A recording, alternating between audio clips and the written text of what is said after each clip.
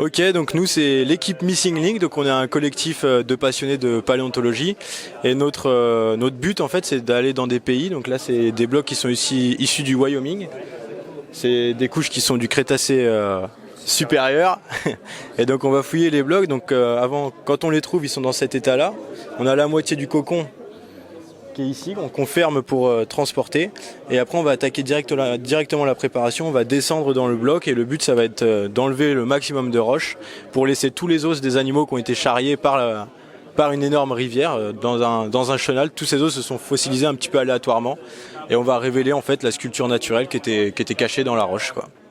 Alors là nous sommes en présence d'un squelette d'ichthyosaure, c'est un reptile marin du Jurassique inférieur qui date environ de 180 millions d'années et la caractéristique de ce squelette, c'est qu'il est préservé en 3 dimensions. Donc là, vous avez juste la partie avant, le buste, qui a été préservé. Il a été trouvé sur le chantier de la LGV Est en 2004, dans la région en Moselle, pas très loin de la gare Lorraine-TGV Lorraine. Et là, donc j'ai dégagé des os un par un pour remonter le squelette en 3 dimensions, en volume. Donc chaque côte et chaque ossement a été dégagé de façon individuelle, dégager toutes les faces.